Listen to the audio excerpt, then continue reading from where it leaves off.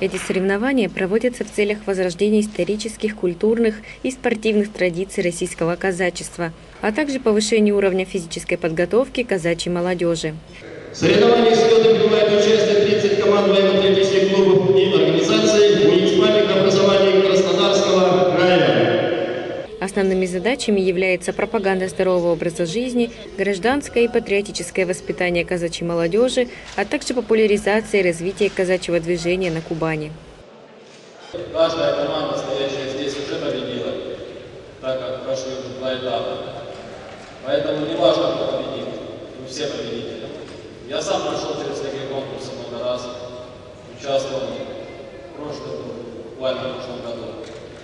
Удачи вам, успехов, и пусть победит сильнейший.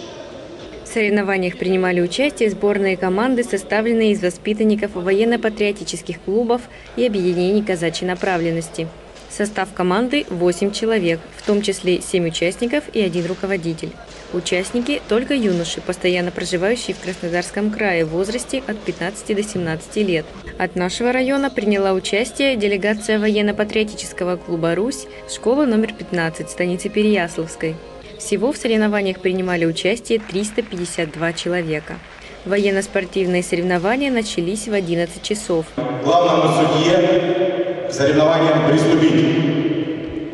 Ребятам необходимо было участвовать в 5 видах программ: преодоление полосы препятствий, стрельба из пневматической винтовки, разборка и сборка автомата, толчок гири 16 кг, а также бег на казачью версту, эстафета.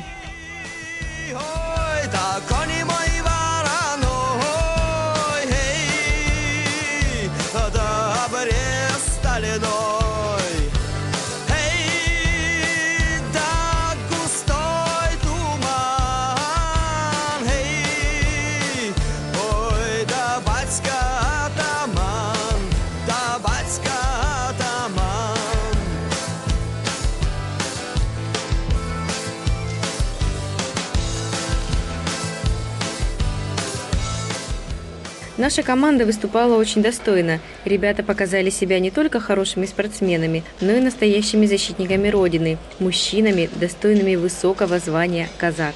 Итоги игр определялись по 3 номинациям: личный зачет, командный зачет и общекомандный зачет. Команда военно-патриотического клуба «Русь» из школы номер 15 станицы Переяславской в общекомандном зачете заняла 10-е место, а в личном наши ребята взяли серебро и бронзу. Мы поздравляем наших ребят с достойным выступлением и желаем не останавливаться на достигнутом, двигаться только вперед. Елена Панченко, Алексей Попов. Программа «Новости».